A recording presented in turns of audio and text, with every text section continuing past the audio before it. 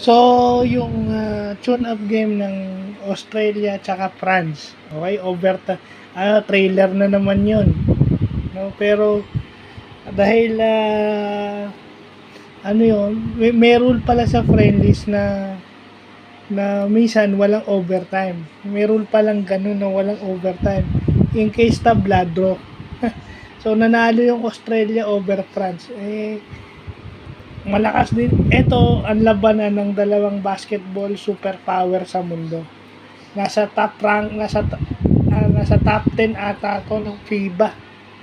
Nasa top 10 to ng FIBA, dalawang basketball superpower.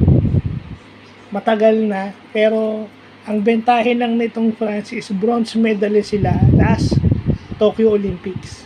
Okay? Yun yung pinaka best finish ng Australia in a while, yung bronze medal sa Tokyo Olympics. Hindi natin alam kung anong magiging placing nila sa World Cup, maging itong France, hindi din natin alam. Pero maganda yung game na pinakita nila. Tinamaan pa nga ni Gobert yung isang player ng Australia, yung bantay niya, nabaksa niya ng sigo. So dahil intense yung laro, diba, hindi naman sinasadya, yun yung yun yung nawawala na sa NBA.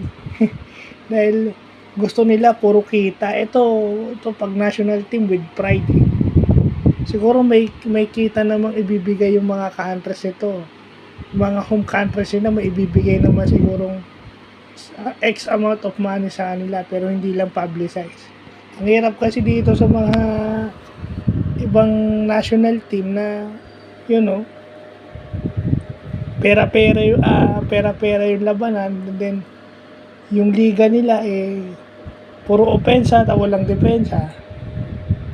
At saka hindi na marunong rumispeto ng player na nakaraan itong mga player ngayon. Pero obviously yung France at saka yung Australia re-respeto ito kahit sino makalaban.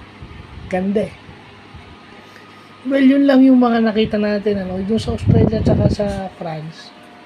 Yun, ganun dapat yung laro. Ganun dapat maglaro ng basketball. Whether NBA, PBA, MPBL or sa FIBA, ganun dapat yung laro. So, yun lang po.